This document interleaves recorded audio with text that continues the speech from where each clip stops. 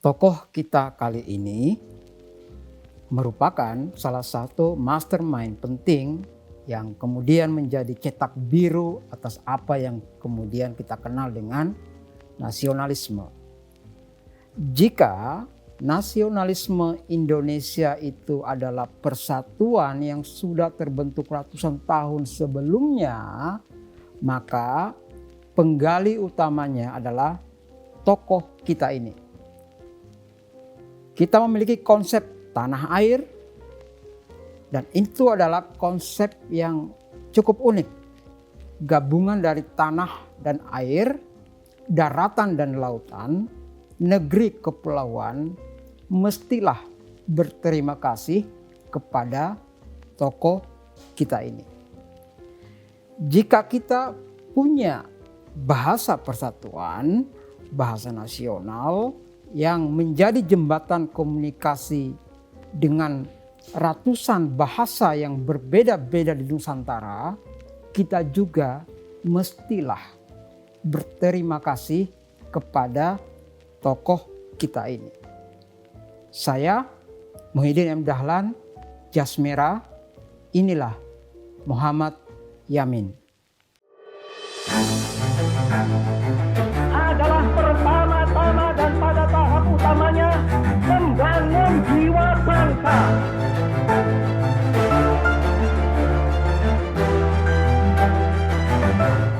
Di usia 17 tahun, 17 ya, kurang lebih ya seusia siswa kelas 2 SMA, Muhammad Yamin menulis satu esai penting di majalah Jong Sumatera.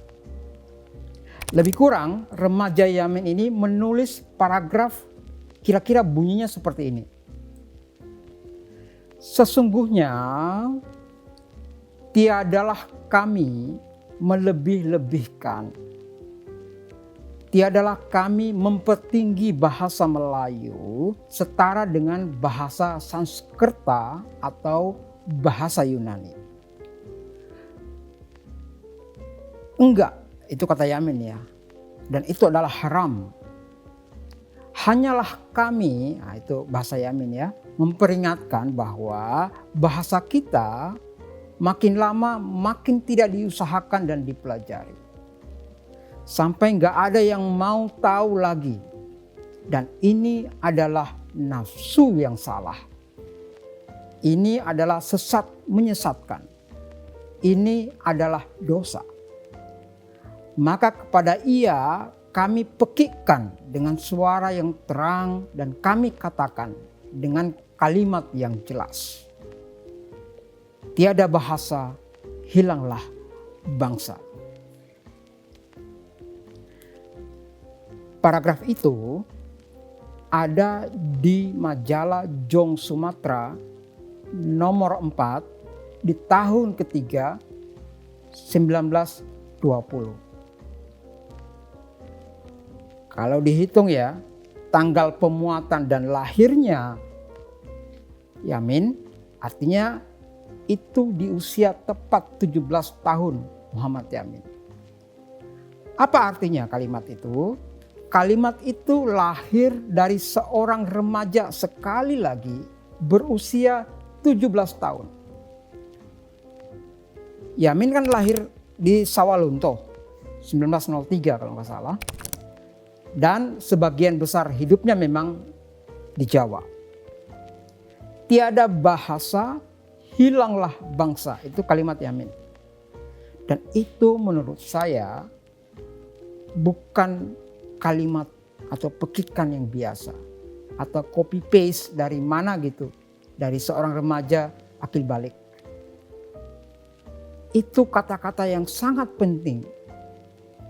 Dan menjadi pondasi dasar dari seorang remaja yang memilih secara sadar untuk belajar sastra.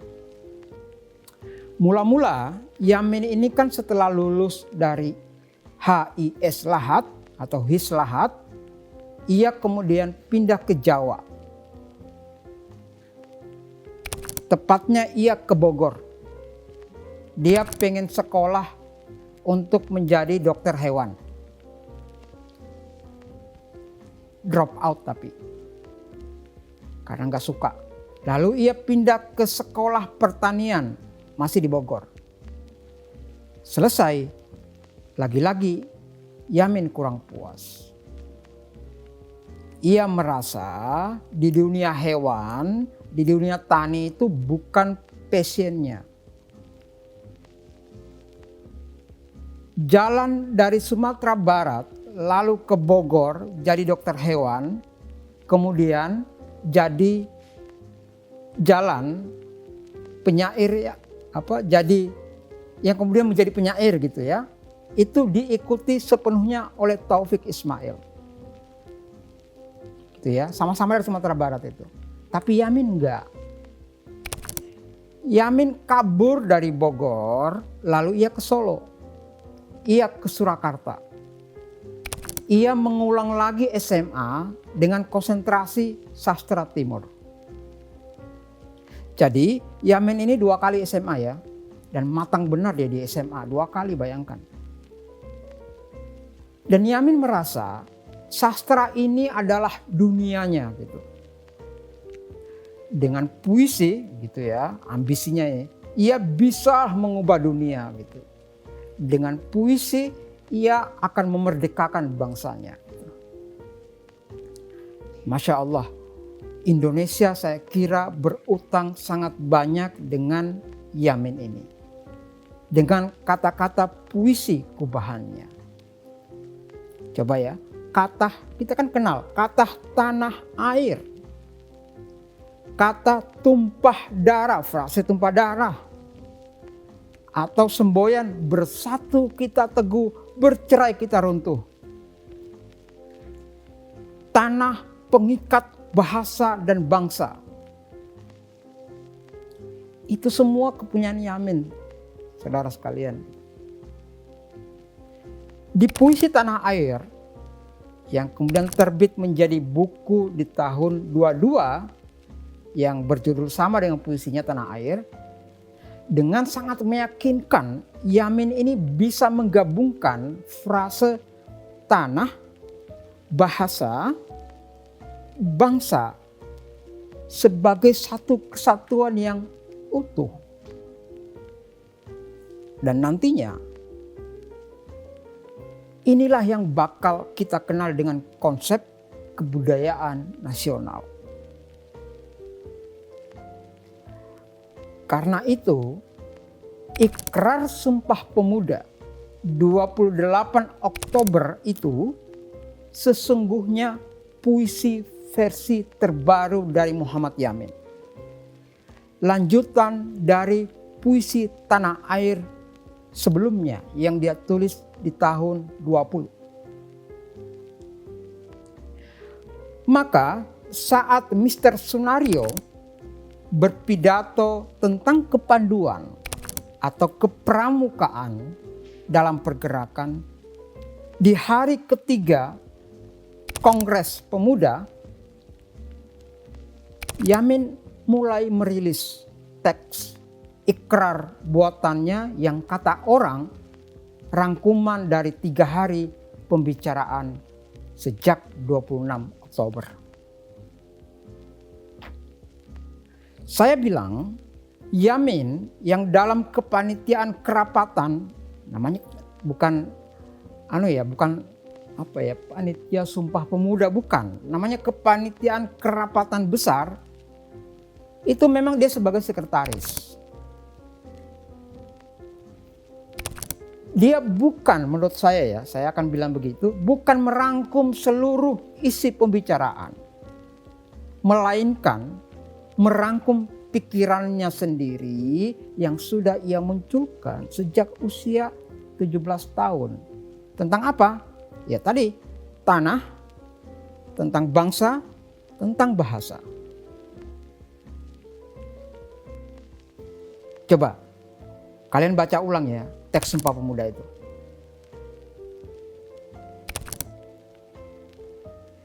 Yamin, kalau kalian baca itu ya,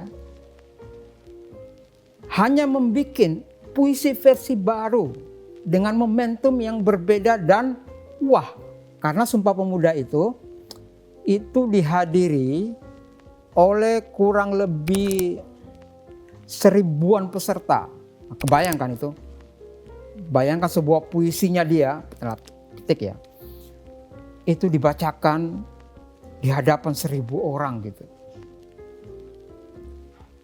Nah, saat Sunario berpidato sekali lagi, Yamin itu mengangsur kertas ikrar kepada ketua sidang yang notabene dari Jongjava, kemudian dia pindah menjadi ketua Perhimpunan Pemuda Pelajar Indonesia, Sugondo Joyo Puspito namanya. Dia ketua panitianya. Dia mengangsur coretan-coretan Yamin gitu. Kira-kira Yamin bilang gini, bosku, nih, aneh punya resolusi yang asik nih, yang sangat elegan. Sugondo bilang, apaan sih lo? Coba lihat. Wah, kalau ini, gitu kata Sugondo itu, ya saya setuju aja gitu. Lalu Sugondo melirik pemuda Batak di samping kanannya dia. Dia adalah perwakilan Jong Batak, namanya Amir Syarifuddin. Sambil berbisik, ya berbisik karena ada orang pidato namanya Mr. Sunario kan, sedang berpidato gitu. Sambil menyerahkan secari kertas. Nih lihat nih. Amir bilang, ini siapa yang punya gitu. Sugondo melirik ke Yamin gitu. Gimana? Batak gimana? Oke? Amir bilang, oke, setuju gitu. Seterusnya kertas Yamin itu digilir. Dan terakhir dibacakan oleh Sugondo Joyo Puspito. Yaitu yang kemudian kita kenal dengan teks Sumpah Pemuda. Kalau Sugondo membacakan teksnya, sementara penjelasannya yang panjang kali lebar itu, siapa lagi yang bisa menjelaskan dan menguraikannya selain Lord Yamin. Jadi begitu ya, jika teks proklamasi adalah esai, maka teks Sumpah Pemuda itu sesungguhnya adalah puisi. Jika teks proklamasi adalah akta bagi lahirnya negara, teks Sumpah Pemuda itu adalah akte penting bagi kebudayaan, bagi kebangsaan kita. Momentum bangsa itu terlebih dahulu lahir. Jaraknya 17 tahun, barulah kita menemukan momentum negara. Dan teks kebangsaan bernama Sumpah Pemuda itu sepenuh-penuhnya saya kira adalah milik Muhammad Yamin. Jadi di hari ketiga Kongres Pemuda di Menteng itu disusupi oleh Yamin dan dijadikan Yamin sekaligus sebagai hari peluncuran. Ini kebayang gak ini sosok kita satu ini? Yamin itu menyusupi Kongres itu, dia jadikan sebagai hari peluncuran buku puisi keduanya. Tahu buku puisi kedua Yamin? Tumpah Darahku.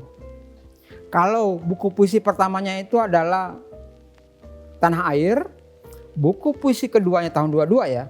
Buku puisi keduanya itu adalah Tumpah Darah. Itu diluncurkan tepat 28 Oktober. Harinya sama kan dengan Sumpah Pemuda. Dan kita tahu juga di tanggal 28 Oktober itu lahir sebuah lagu persembahan dari Wage Rudolf Supratman yang di kemudian hari Soekarno mengangkatnya tinggi-tinggi menjadi lagu kebangsaan. Namanya Indonesia Raya. Coba dengarkan lirik awalnya.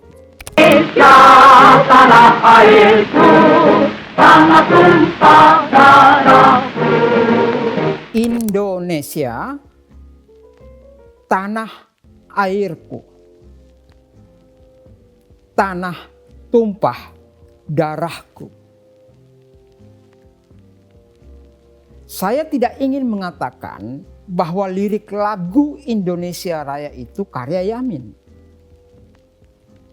Tetapi ada unsur campur tangan Yamin yang luas di dalamnya. Saya mengatakan ya. Dan saya yakin betul dengan itu. Apalagi fakta-fakta dari peristiwa Ikrar Kerapatan Pemuda 28 Oktober itu menunjukkan bahwa kertas notasi Indonesia Raya diserahkan Wage itu kepada Siti Sundari. Diserahkan ke Siti Sundari ya. Alih-alih diserahkan kepada ketua sidang Sugondo Joyo Puspito. Wage nyerahkannya itu kepada Siti Sundari. Sementara kita tahu Siti Sundari itu sendiri adalah soulmate-nya Yamin. Pacarnya Yamin. Lalu lintasnya ya kayak gitu. Bisa jadi Sundari ini tahu di belakang layar Wage ini lagi bikin lagu. Dan Sundari atas nama kekasih meminta Yamin untuk membantu Wage ngasih lirik. Ya biasa itu kan dalam dunia penciptaan lagu gitu ya.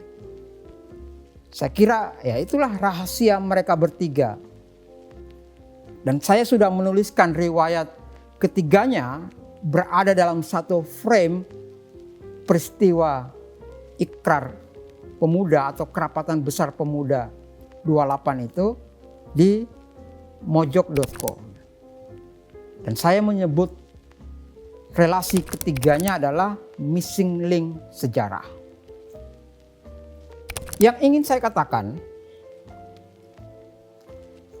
Yamin manusia muda yang dimabuk oleh puisi, oleh bahasa, oleh dunia ideal telah memberi sesuatu yang sangat besar. Konsepsi kebudayaan yang bersandar kepada 3 hal. Tanah air, bangsa, dan bahasa. Dan boleh dibilang kalau masih ada musim-musimnya ngasih gelar bapak-bapak pada siapa bapak siapa gitu ya. Boleh dibilang ya kalau masih ada budaya itu ya, Yamin itu apa ya? Bapak bahasa persatuan. Sejak usia remaja, coba lihat. Ia sudah kerap berceramah betapa pentingnya bahasa persatuan. Dan ia memperjuangkan bahasa Melayu itu sebagai bahasa persatuan. Tabrani dari Madura,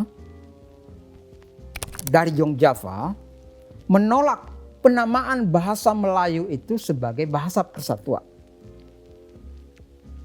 Kata Tabrani, kalau negerinya bernama Indonesia, maka nama bahasanya juga mestilah bahasa Indonesia. Itu kata Tabrani. Artinya bahasa Indonesia itu, saudara sekalian, teman-teman semua, bahasa Indonesia itu diciptakan lewat sebuah politik pergerakan. Sebuah perdebatan yang berkesinambungan. Dan Yamin tepat berada di dalamnya. Kita semua tahu kemudian dasar utama bahasa Indonesia adalah bahasa Melayu yang dibayangkan Yamin sejak remaja. Yamin berjuang lebih awal bagaimana bahasa Melayu itu yang kemudian menjadi bahasa Indonesia menjadi bahasa pengantar intelektual di forum-forum resmi yang biasanya berbahasa Belanda. Yamin sudah melakukannya berkali-kali. Ia memakainya di acara resmi Jong Sumatranen Bond misalnya. Tahun 23 di majalah Bond Bond asal Sumatera ini namanya Jong Sumatera. Ia juga menulis dalam bahasa Melayu. Alih-alih seperti Hatta yang menulis dalam Belanda. Di Kerapatan Besar Pemuda pertengahan tahun 26 atau kemudian dikenal sebagai Sumpah Pemuda I, Yamin berpidato lagi soal pentingnya bahasa ini dan sejarah kesusastraan. Waktu itu mengerucut pada dua pilihan. Bahasa persatuan itu Jawa atau Melayu. Dan pilihan jatuh ke bahasa Melayu karena ia telah menjadi bahasa jurnalistik semasa. Ia telah menjadi lingua franca dan gramatikanya bahasa Melayu dianggap sangat mudah ketimbang bahasa Jawa. Orang-orang Jong Java juga legowo menerima bahasa Melayu sebagai identitas baru. Disitulah Indonesia memilih bahasa Indonesia. Dan Yamin sebagai seorang penyair menjadi tokoh sentral di dalamnya. Bahasa Indonesia kemudian menjadi jembatan material pertama dari abstraksi besar bernama persatuan.